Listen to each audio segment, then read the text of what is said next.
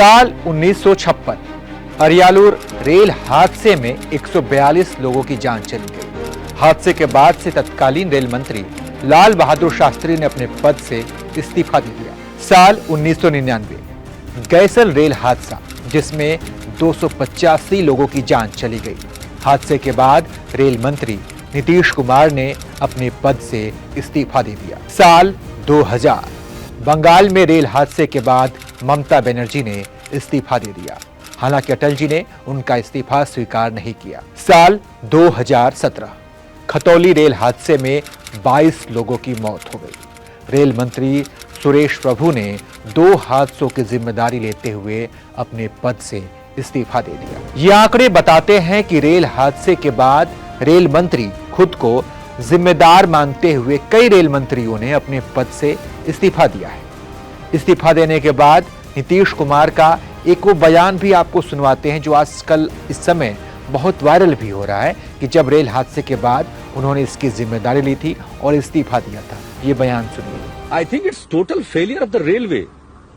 That's why I have accepted the responsibility. चूक है और ये चूक ही हम सिर्फ इसको नहीं कहेंगे, ये आपराधिक नेग्लिजेंस, क्रिमिनल नेग्लिजेंस। इसलिए इसको हम पहले तो ओन करते हैं इसकी रिस्पॉन्सिबिलिटी और हमने रिजिग्नेशन दिया। अब ऐसे में विपक्ष के नेता सवाल उठाए जा रहे हैं कि लगातार जिस रेल मंत्री के कार्यकाल में हादसे हो रहे हैं, अश्विनी वैष्णव को नैतिकता के आधार पर इस्तीफा क्यों नहीं दे रहे हैं? क्या उन्हें इस्तीफा नहीं देना चाहिए? इससे पहले पिछले साल बालासोर में बड़ा रेल हादसा हुआ था। इस हादसे के बाद से रेल मंत्री अश्विनी वैष्णव ने बयान दिया था कि हम ये सुनिश्चित करेंगे कि भविष्य में ऐसी घटनाएं ना हो, की घटना वापस ना हो, उसकी व्यवस्था। तो सुना आपने, रेल मंत्री ने कहा था कि भविष्य में हम इस बात का ध्यान रखेंगे, ख्याल रखेंगे कि आगे ऐसे हादसे ना हो। लेकिन क्या हादसे कम हो गए? बालासोर हादसे के बाद भी कई हादसे हुए। आंकड़े बताकर आपका समय खराब नहीं करूंगा, गूगल कीजिए, सब पता चल जाएगा वहां पर। ऐसे में सवाल उठना भी लाजमी है।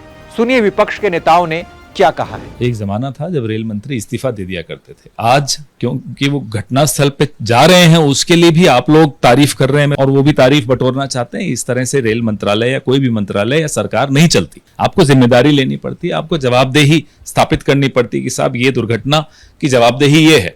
और लगातार दुर्घटनाएं हो रही हैं। कोरमंडल एक्सप्रेस अभी भूले थोड़े हैं लोग। के बाद एक इतनी दुर्घटनाएं हुई हैं, किसी ने जिम्मेदारी ली है। अब रील बना बना के आप रेल मंत्री बन रहे हैं, तो आप रेल मंत्री नहीं हैं, आप रेल मंत्री हैं। पहले तो उन्हें ये याद दिलाया जाए। ये रेल मंत्रालय बढ़े हुए बोझ को संभाल नहीं पा रहा है। रेल मंत्री जी, नैतिकता के नाते इस्तीफा दो। सच्चाई तो ये है कि आपके रेल विभाग के महकमे के चलते हुए उनकी लापरवाही से, उनकी गैर जिम्मेदाराना ढंग से जिस तरह चलाया जा रहा है, उसका नतीजा है। प्रश्न ये है कि नैतिक दायित्व लेगा कौन इन रेल दुर्घटनाओं का?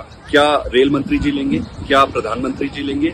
मेरा प्रधानमंत्री जी और रेल मंत्री जी से दोनों से गुजारिश है कि रेल दुर्घटनाएं और रेल की पूरी व्यवस्था चौपट हो गई है, चरमरा गई है। एक इंस्टीट्यूशन पूरे का पूरा खतरे में है। आपसे निवेदन है कि अपनी नैतिक जिम्मेदारी लीजिए और अपने पद से तुरंत इस्तीफा दीजिए। और इसमें सबसे बड़ा सवाल तो ये है कि जिस कवच सिस्टम का बखान रेल मंत्री ने जगह जगह जाकर किया था, तारीफें बटोरी थी, उस कवच सिस्टम का क्या हुआ? 2012 में कवच सिस्टम पर काम शुरू हुआ, 2018 में इसका परीक्षण भी किया गया।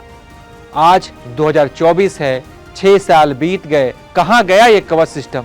क्या ये सिर्फ तारीफ बटोरने के लिए था? बताया गया कि जब एक ट्रैक पर 2 ट्रेन हो या गलती से लोको पायलट ने सिग्नल तोड़ दिया तो कवच सिस्टम खुद एक्टिवेट हो जाएगा और ट्रेन में ऑटोमेटिक ब्रेक लग जाएगा, ट्रेन रुक जाएगी।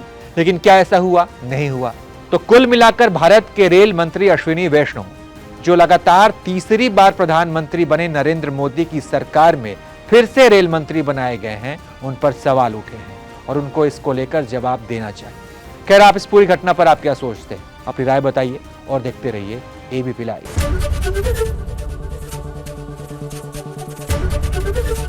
एबीपी गंगा, खबर आपकी, जुबान आपकी।